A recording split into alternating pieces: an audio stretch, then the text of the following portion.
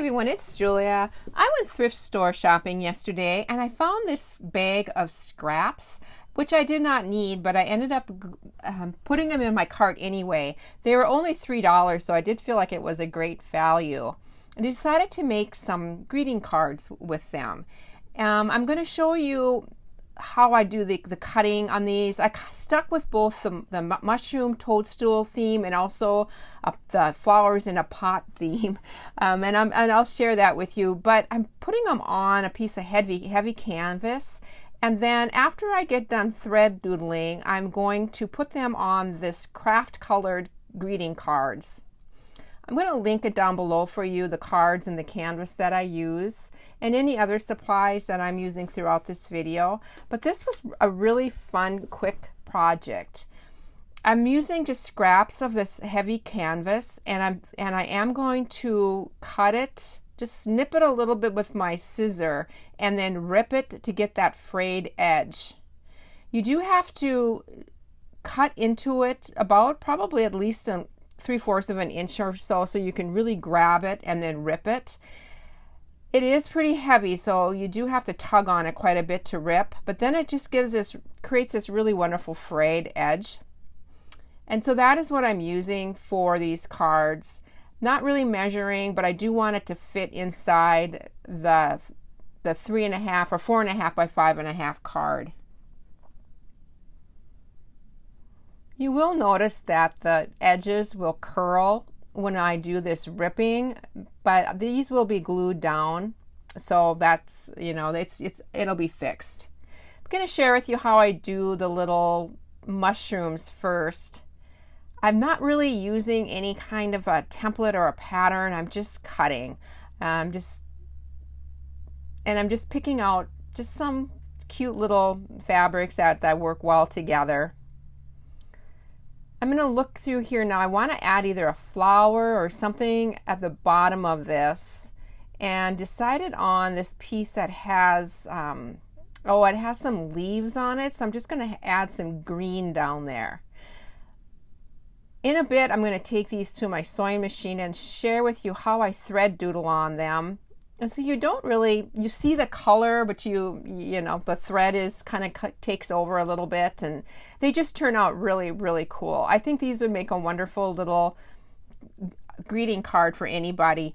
I do not put any sentiments on these cards. I leave the inside blank, and I don't put any words or sentiments on the outside. I think these would make a wonderful little framed piece. So after you give it to the recipient, they can put it in a little frame and just use these little pictures. It would be cute on a shelf or something. The next one I'm going to share with you is how I do just the flowers in the pot. I like to cut out actual flowers so I'm going to get some floral prints. And then the pot, I'm just folding it over so I get both sides somewhat the same. And again, some of my pots are long and skinny, and some of them are more of a rounded shape. I really love the colors on this piece, and so I'm going to cut out a few of the flower shapes and also some of the leaves, and just going to create this bouquet on the top of this vase.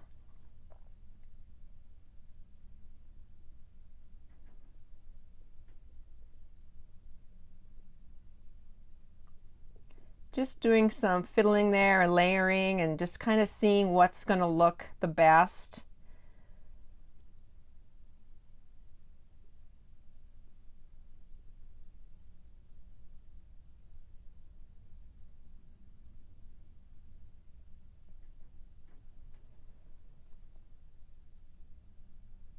And then I'm just using white school glue and putting a few dots on the bottom of these just to hold them into place until I get to my sewing machine. To speed up the glue time, you can iron this just right on the top, and that will dry the glue really quickly.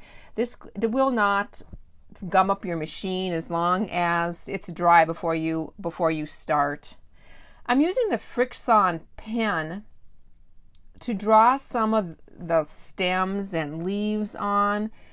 So I'm just going to share that with you. Some of these little flowers, I just cut a color out. Like this one I did yellow just for the little, well, the centers of the flowers are just going to be these delicate little flowers, and then some almost like wispy weeds or greenery in this little pot.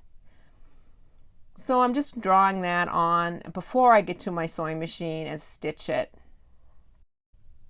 I am using a dark brown thread on my upper, and then below I'm just using a white bobbin thread.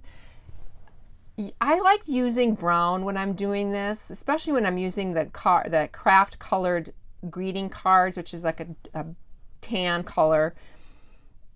But other colors that I use are like a gray, or sometimes I use like a moss green, navy. I do use black, but sometimes black gets a little bit harsh, or real harsh looking, but sometimes you want that look. So just know that there's different things that you can do. And I am doing this in normal time right now. I'm going to be speeding this up in a little bit, but you can kind of see what my speed is.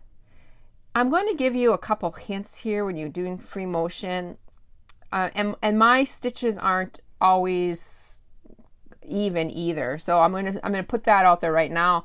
But I find that if your speed is somewhat level or even, your stitches are more even. If you speed up your speed, your stitches get further apart, and then when you slow down, they get closer together. So always try to keep that in mind and just stitch at an even speed. And then of course you do have to keep it moving at your fabric moving at an even rate as well. My feed dogs are down, so I'm doing all the moving on this. And this particular foot that I'm using came with my sewing machine, and it is the darning foot. Some machines also come with a free motion quilter's foot, and mine did as well. That one normally is a metal, all metal, where the darning foot, like this particular one, is clear.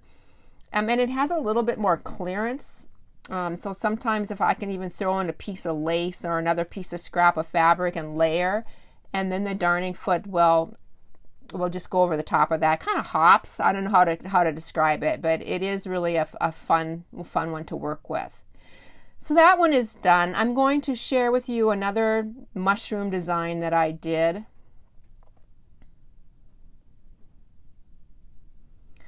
And I say this is thread doodling, and that is really what it is. It is like, I do like to go over my design twice. Like here I'm going over it and I'm kind of waving a little bit, just adding some doodling, or just make it look like a sketched on. And then when I'm doing this flower, I'm just going to add more of the stitching, so almost like I'm drawing with thread.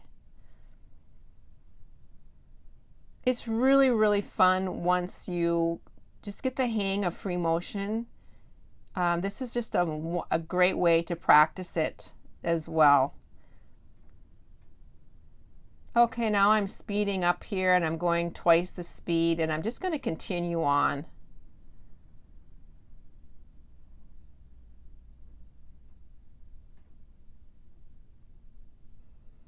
Just going to add some more little circles in the center of this bigger mushroom, and I'm just going to circle around a few of these little itty bitty flowers that are on this print.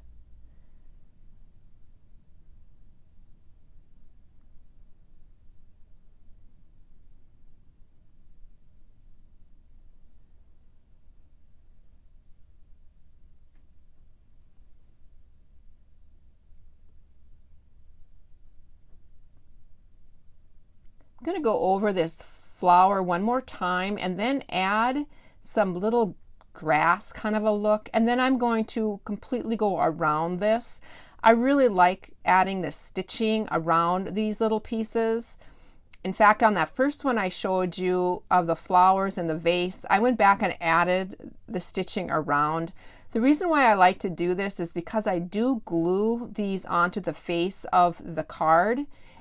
and I want it to look like it's stitched on. I do the gluing just because I don't want the stitching to show on the back side of the card, just in case someone wants to write easier on the back side, so, or the underneath part.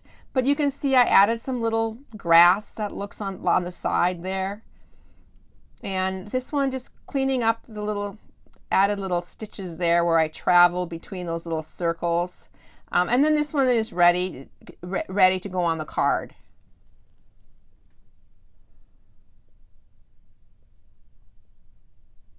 I do use just a fabric glue for this, a fabric fusion glue. And I just wanted to share with you these little juice containers. Concentrated frozen juice containers work great to put your glue in, so they're always down and ready to go. And I just added that glue to the around the, especially in the corners, to keep that canvas into place. Just poking it down there, and it dries very quickly, and they're ready to go. I do have several pictures at the end here. I did many of these. They'll be added to my little summer shop. These are a great little thing for people to purchase, or I sell them for around $4 or so each. And then I said that you can easily be framed too. I hope you enjoyed this, everybody. I hope you have a chance to create today. Bye for now.